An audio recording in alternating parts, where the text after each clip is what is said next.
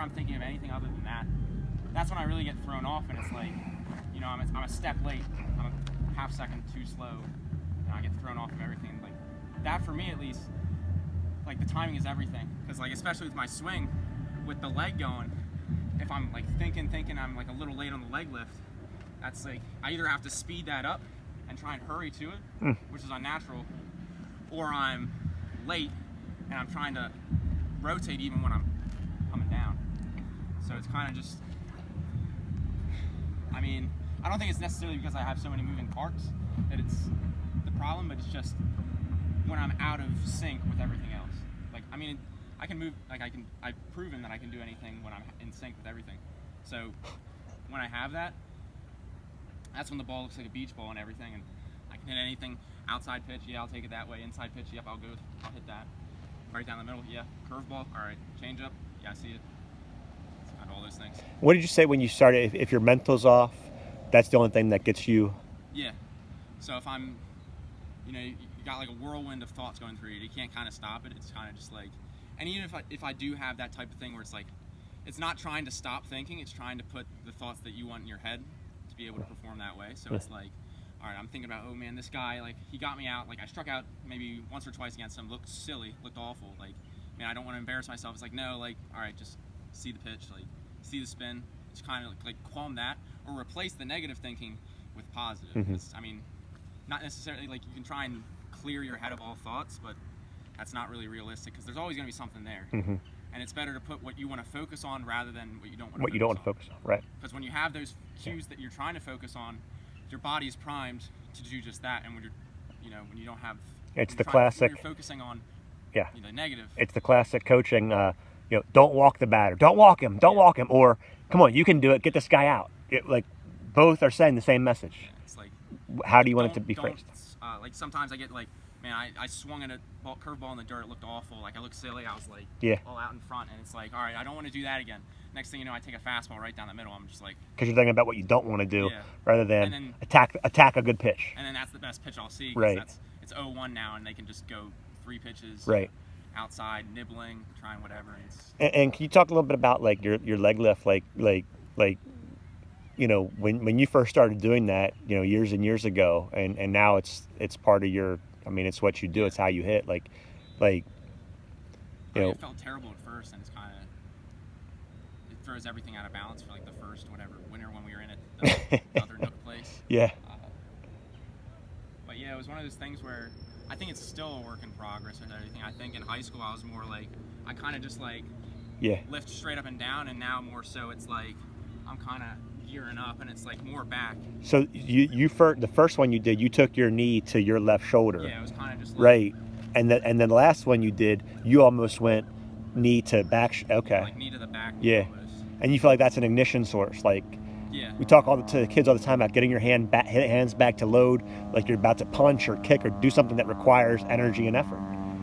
And you know, you can throw the punch from here, but it's not as effective as pulling back. You know, getting your scap loaded and it's and now I've done great. It so many times, like just by working off a tee, that it's like it's one of those things we're ingrained. I refuse to believe, guys. You know, the critics about, well, you know, your timing, you're vulnerable, you're this, you're that. Like, there's no way that you're going to maximize your torque potential and your rotational potential unless you get your front side going, so your backside can rotate. Yeah. Rotate harder, as hard as it can. Yeah. Do you think about anything on the backside happening after your front leg makes contact with the ground and you start rotating? Anything from the right side, back half? When I'm like. Yeah. So you get down and you start going. Any thoughts going on back there? Like when I'm swinging? Yeah, just or practicing in general. Oh. One thing I try to do is to like sometimes it can get like when I'm going like this, like it can be easy to cast my hands out like too early rather than like keeping them back. So that's the problem where I start pulling everything. So I load up and then I try and get to the ball a little bit too fast without, you know, having that control. And I start pulling everything. Or sometimes when I'm working on it, like sometimes I don't step far enough, so I feel crowded then. So I'm like, if I don't step far enough, then I'm kind of down sooner than I anticipated, and kind of everything's kind of thrown off. Like I feel cramped in here. Mhm. And it's one of those things where I step early and I cast out because I'm trying to create space, because I'm so, like, I don't have that space to kind of rotate through. And that's when I kind of, like, I catch the ball off the inside of the bat because I cast my arms out longer. and You jam you drop. use the phrase catch the ball out on the inside part of the bat, the handle. Yeah, Do you consciously think about catching the ball, barreling it up. barreling it I up? mean, that's kind of my key cue.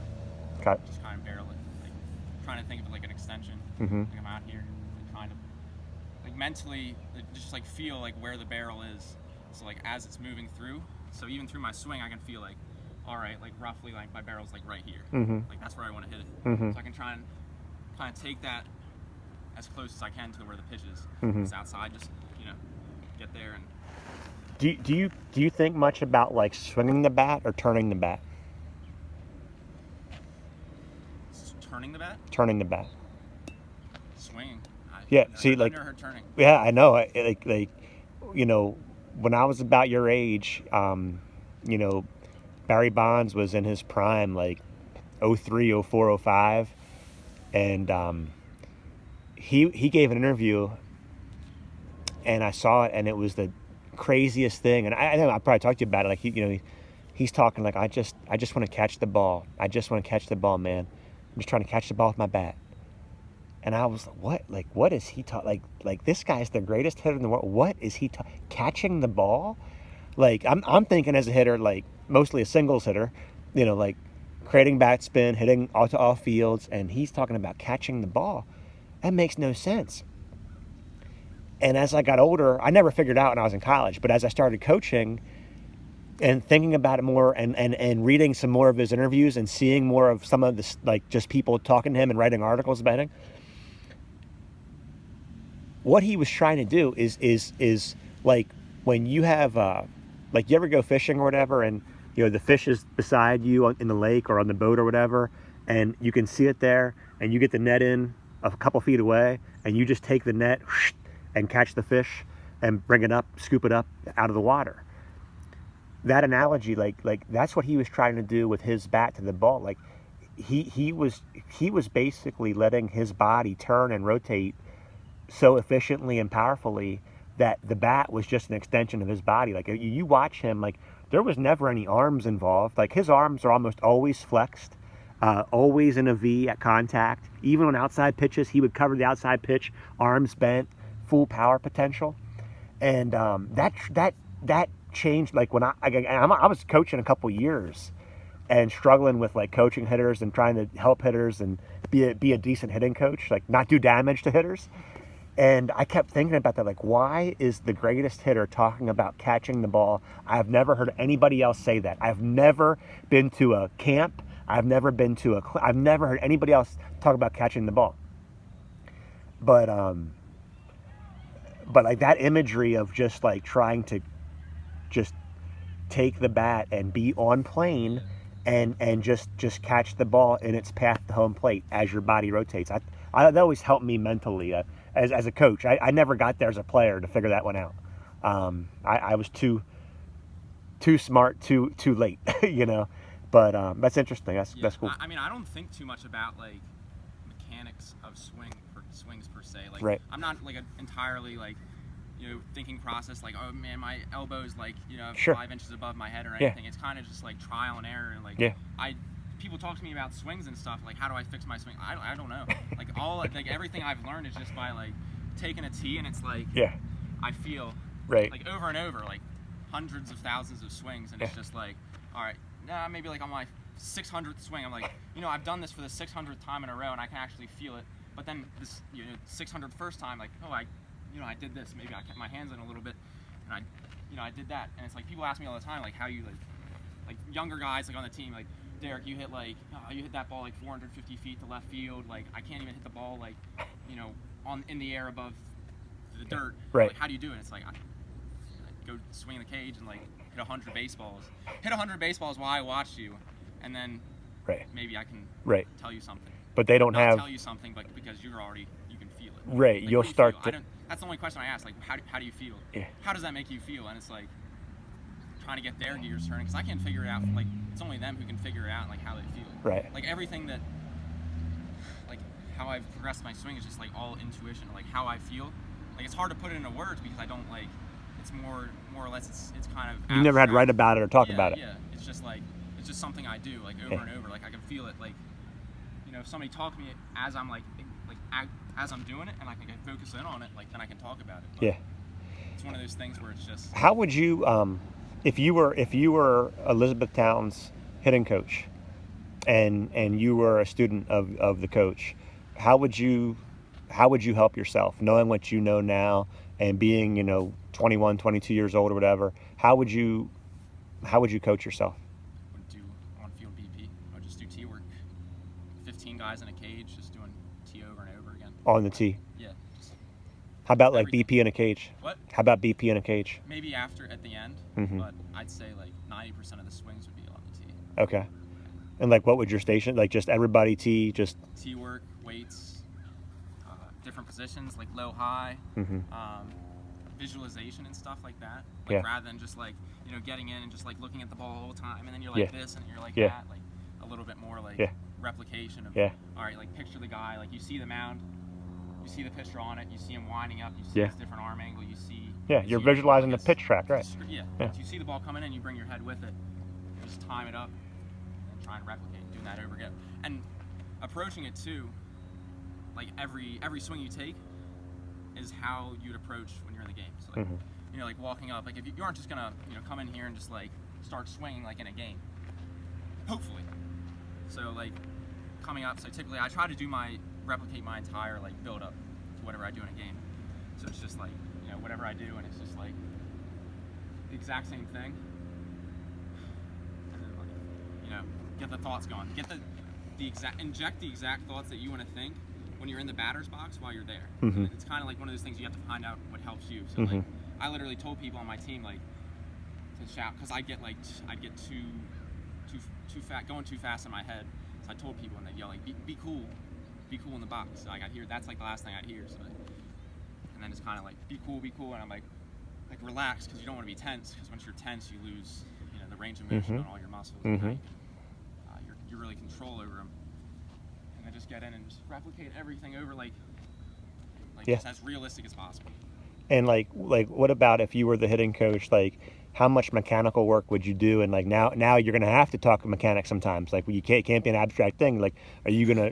How would you address mechanics, and what would you focus on? I don't think I'd like look at one person's like one swing and be like, Yeah. you hit the ball like right into the ground. Like I Yeah. think you'd have to take a larger sample size. Yeah, right. But I mean, Talk just to- in general, just general principles. I don't really do mechanics that much.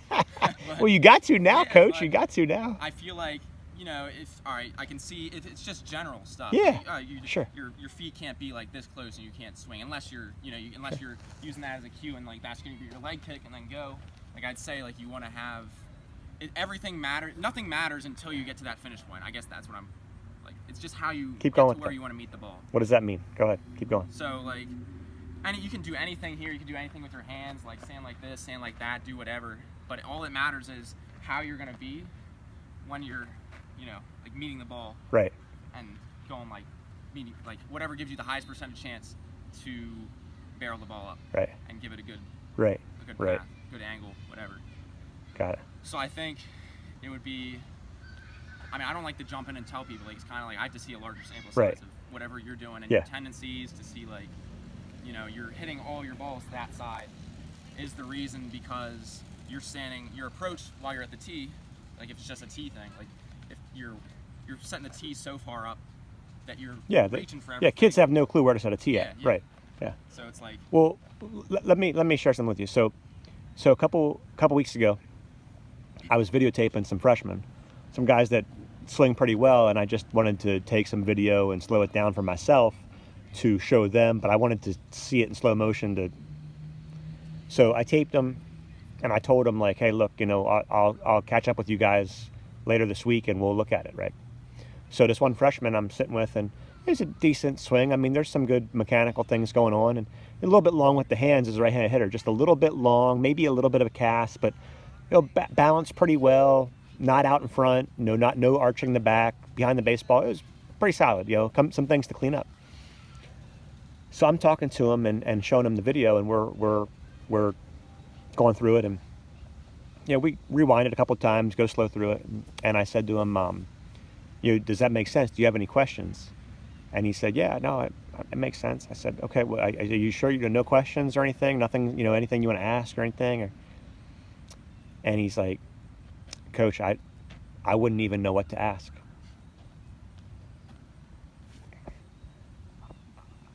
I was like left speechless, like, oh my God, like we assume kids know stuff, and they don't. Yeah. They don't know anything. They know very, very little about hitting. The successes that the best hitters have had at a young age, is largely because of luck and probability. Like, they just hit the ball hard enough that it finds open spaces, and like they're the best of that population.